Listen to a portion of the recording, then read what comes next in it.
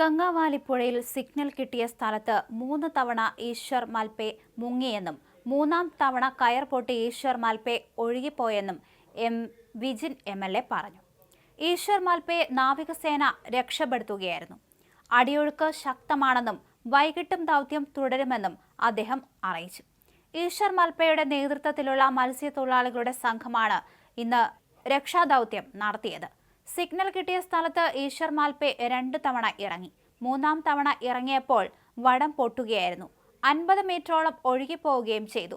പിന്നീട് നാവികസേന രക്ഷിച്ചു. എന്നാൽ കൂടുതൽ ആഴത്തിലേക്ക് ഈശ്വറിന് പോകാൻ സാധിച്ചില്ല. നദിയുടെ താഴ്ചയിലേക്ക് പോയെങ്കിലും അടിയൊഴുക്ക് ശക്തമായതുകൊണ്ട് തിരിച്ചു കയറേണ്ടി വന്നു. നിലവിൽ ഭക്ഷണം കഴിക്കാനായി ഇപ്പോൾ ബ്രേക്ക് എടുത്തിരിക്കുകയാണ്. അതിനുശേഷം ദൗത്യം തുടരുമെന്നും വലിയ ആത്മവിശ്വാസമാണ് ഈശ്വർ മാൽപേ പ്രകടിപ്പിക്കുന്നതെന്നും MLA പറഞ്ഞു. പുഴയിലിറങ്ങിയ ആളുമായി കരയിൽ ഉള്ളവർക്ക് ആശയവിനിമയം നടക്കുന്നുണ്ട്. നദിക്കടിയിൽ വലിയ പാറകളുണ്ട്. അർജുന്റെ ലോറിയുടെ സ്ഥാനം ഏറെക്കുറെ കൃത്യമായി തിരിച്ചറിഞ്ഞു. ഒഴുക്ക് ശക്തമായതിനാൽ വലിയ ചങ്ങാടങ്ങൾ പുഴയ്ക്ക് മധ്യത്തിൽ സ്ഥാപിച്ച ശേഷം തിരച്ചിൽ നടത്താനാണ് ആലോചന. സൈന്യത്തിന്റെ കൂടുതൽ സേവനം ആവശ്യപ്പെട്ട് മുഖ്യമന്ത്രി പിണറായി വിജയൻ ഇന്നലെ പ്രതിരോധ മന്ത്രി രാജ്നാഥ് സിംഗിന് കത്തയച്ചിരുന്നു. കൂടുതൽ സംവിധാനങ്ങൾ ഇന്നെത്തിക്കും. ലോറിയിൽ മനുഷ്യ സാന്നിധ്യം നിർണ്ണയിക്കാൻ ഇന്നലെ നടത്തിയ തെർമൽ സ്കാനിങ്ങിലും കഴിഞ്ഞിരുന്നില്ല. റിട്ടയർ മേജർ ജനറൽ ഇന്ദ്രബാലന്റെ സംഘം ഇവിടെ പരിശോധന തുടരുന്നുണ്ട്.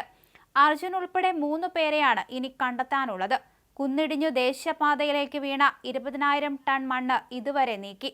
ദൗത്യം തുടരണമെന്ന കേരളത്തിന്റെ ആവശ്യം അധികൃതരെ അറിയിച്ചിട്ടുണ്ട്. ദൗത്യം പൂർത്തിയാകും വരെ ഇവിടെ തുടരാൻ കാർവാർ MLAയോട് കർണാടക മുഖ്യമന്ത്രി സിദ്ധരാമയ്യ നിർദ്ദേശിച്ചിട്ടുണ്ട്.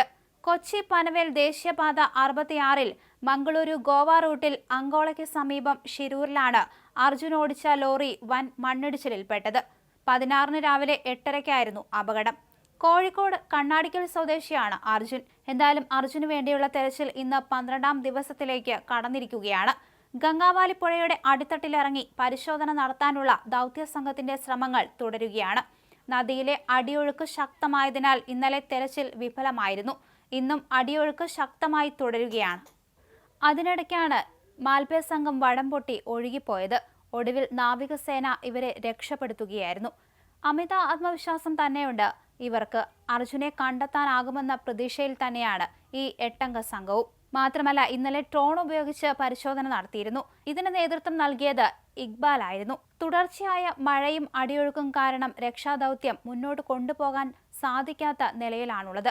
അടിയൊഴുക്ക് താഴ്ന്നാൽ ഉടനടി കൂടുതൽ രക്ഷാപ്രവർത്തകരെ സ്ഥലത്തെത്തിക്കും.